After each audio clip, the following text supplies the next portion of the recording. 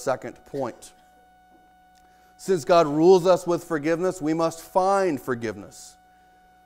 Again, that's quote by Stott, forgiveness is as indispensable to the soul as food is to the body.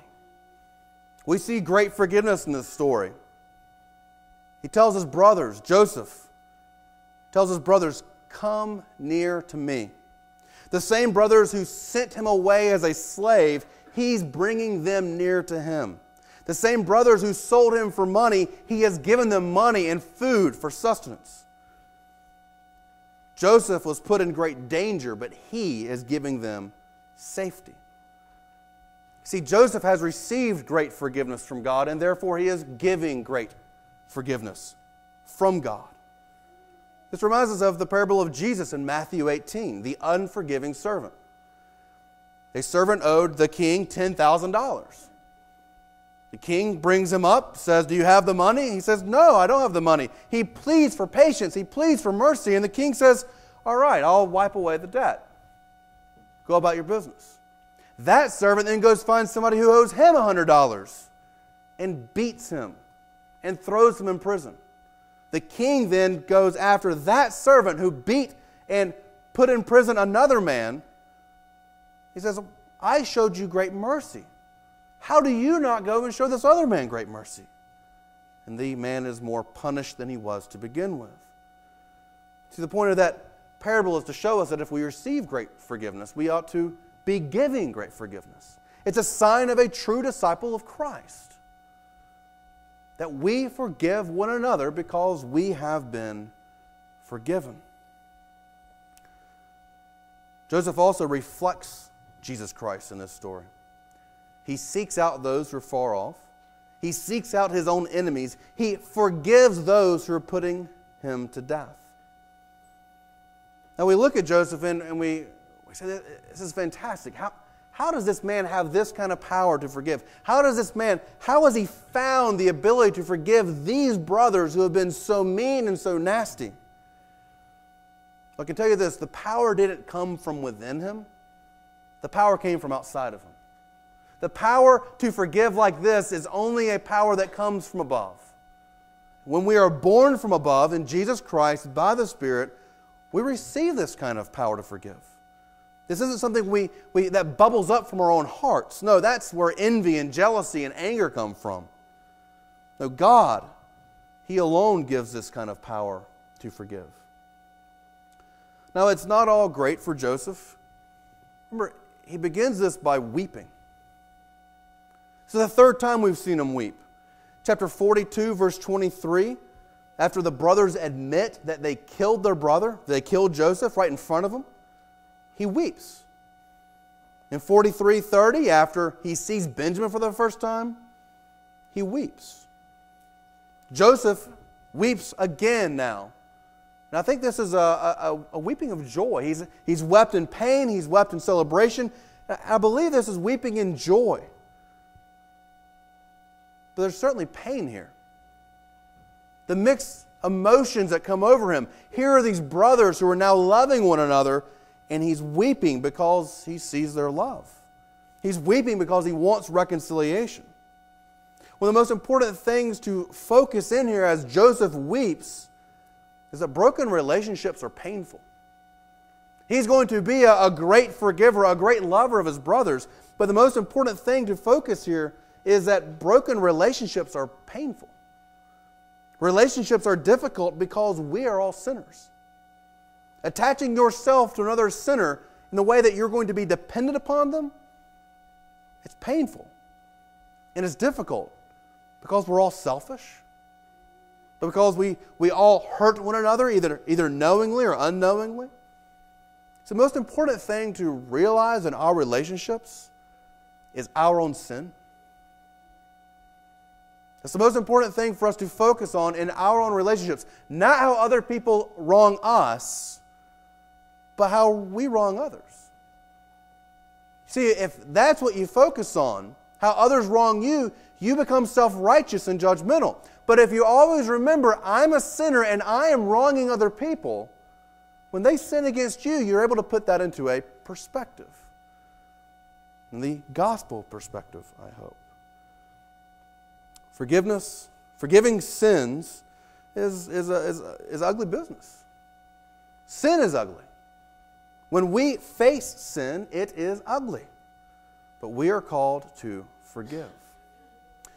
I think two of the hardest phrases to say are, please forgive me, and I forgive you. These are two of the hardest phrases to say. Please forgive me, and I forgive you. Please forgive me is hard because it admits you've done something wrong. I forgive you is hard because it admits someone has hurt you. It also means you have to let go of that bitterness that somehow is always comforting. See, friends, we cannot have real relationships that glorify God if we are not acknowledging our own sin. We must deny our pride and admit our sin if we are going to glorify God. Now, I want to focus on one particular kind of forgiveness for the rest of our time at this point. It's how to forgive yourself. How to forgive yourself. I believe this is a big part of this. Joseph wants to give an explanation to the brothers. Do not be dismayed. God has been good through all of this. He doesn't tiptoe around their sin. He calls it out. He confronts it. But he's very clear. You have wronged me. And he's very clear that they need to not be dismayed about it. There's also an issue of how much have the brothers been able to forgive themselves. As he weeps over them, they talk with him. Now, this is better than what they used to do. They were talking about him while he was in a pit. But they're not weeping with him at this point. As we look at what it means to forgive yourselves, I do what every great scholar does. I Googled it, hoping that a Wikipedia page popped up on what it means to forgive yourself. Sadly, I did not find a Wikipedia page, but I did find some helpful resources, most of which came from Oprah.com. One source gave these steps to forgive yourself. This is how to find freedom from guilt. 1, reopen your heart. That's good advice.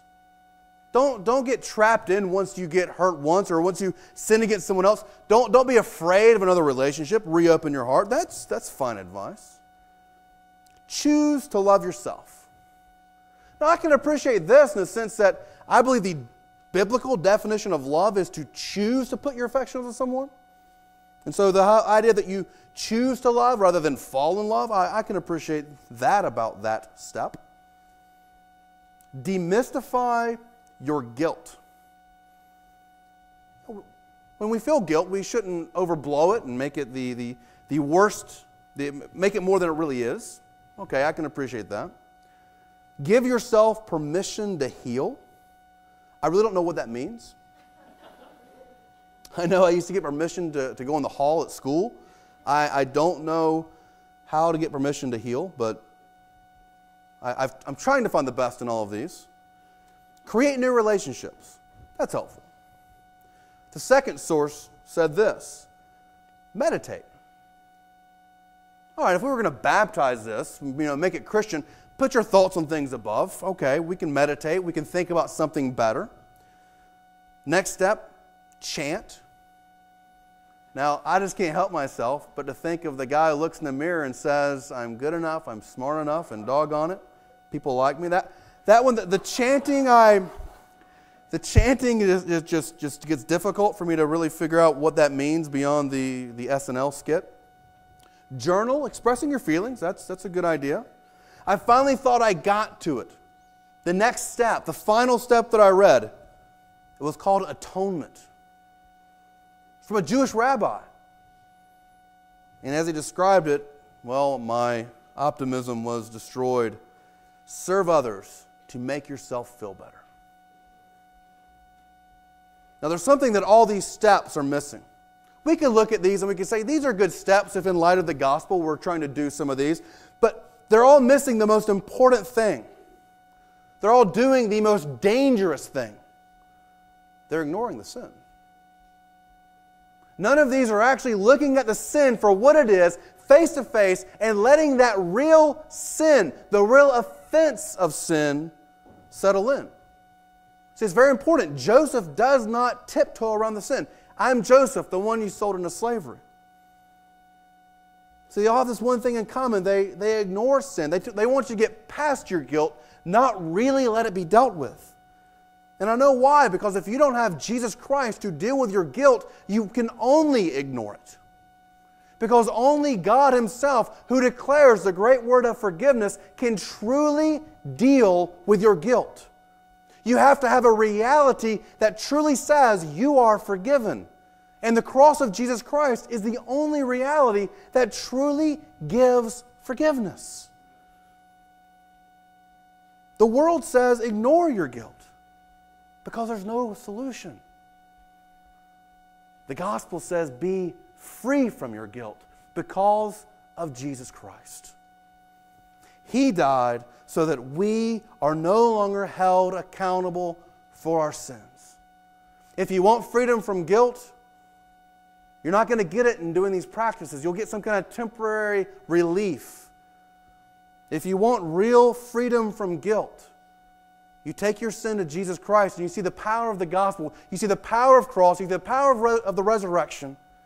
And you know that His word speaks louder than your own sin.